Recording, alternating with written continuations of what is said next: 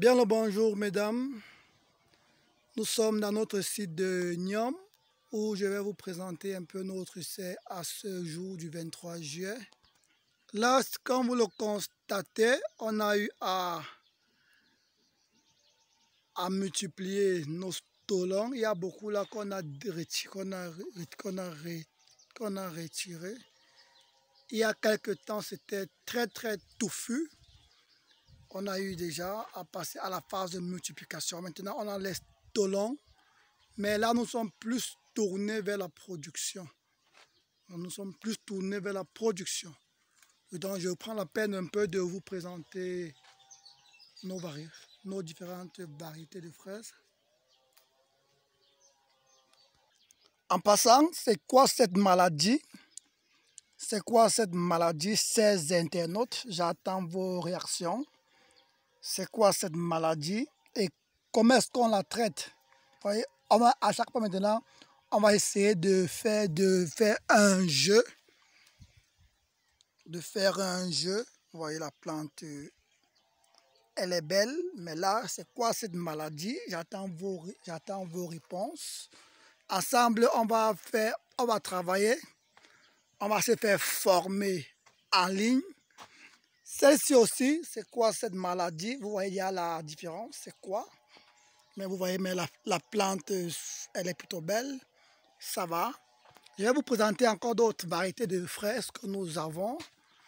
On en a déjà assez, hein? Voilà. Voilà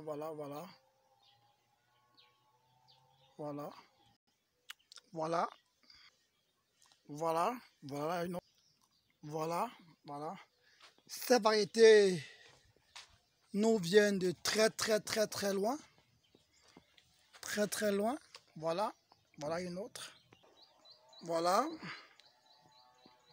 On visite notre site. Vous voyez là, c'est déjà rempli. Il y a les plants partout là. Partout. Il y a des plants déjà partout là. Je vais monter un peu plus haut pour que vous voyez. Vous voyez là, il y a des plants. Il y a des plants partout là. Il y a des plants partout là. C'est rempli. Voilà une autre variété. De plus en plus, nous allons faire des vidéos dans l'optique de répondre à une question parce que plusieurs personnes pensent que la fraise est une culture que tout le monde peut faire. Or que non, la fraise a ses caprices. C'est pas parce qu'on produit la tomate ou la pastèque qu'on va forcément produire la fraise. Raison pour laquelle beaucoup de gens produisent les fraises, mais au finish, ces fraises ne sont pas sucrées, ces fraises ne sont pas résistantes, ces fraises ne sont pas charnues. Bref, ces fraises ont beaucoup d'eau, elles sont très fragiles. La coloration même n'est pas du rouge vif. En fait, du coup, les propriétés organoleptiques du fruit n'est pas ressorties. Et les gens se plaignent, c'est comme ça qu'on a beaucoup de plaintes. Pourquoi mes fraises ne sont pas sucrées? Pourquoi c'est comme ça? Pourquoi c'est très faible? C'est justement les pratiques culturelles. L'itinéraire technique de la fraise, il faut la connaître, il faut la maîtriser. Ce n'est pas chose facile, c'est beaucoup d'expérience, donc faites attention. Dans tous les cas, nous sommes toujours au labo, on continue de travailler, on continue d'apprendre. Et le moment venu, on sera apte. Voici encore une autre variété, voilà encore une autre que je vous présente. Donc nous sommes dans le travail, dans la recherche de la perfection et non dans la recherche du gain rapide. Comme beaucoup de nos concitoyens sont dans la recherche du gain rapide. Vous voyez là, je suis au sommet là. Je suis au sommet. Je vous présente. Nous sommes au sommet. Donc, répondez à la question des deux maladies dont je vous ai présenté ci-dessous. Répondez à la question et ensemble, on va essayer d'en discuter.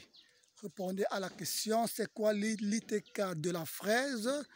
Comment produire la fraise? Pourquoi se tourner vers cette culture en Afrique au XXIe siècle? Il y a toutes ces questions-là qu'il faut penser à répondre. Quel type de substrat pour produire une fraise? Comment concevoir son substrat? Quels sont les éléments nécessaires pour la bonne croissance de cette plante? Etc., etc., etc. Ce sont des questions qu'il faut savoir. Il faut savoir quel type de variété produire. Pourquoi? Quel est l'objectif de votre production?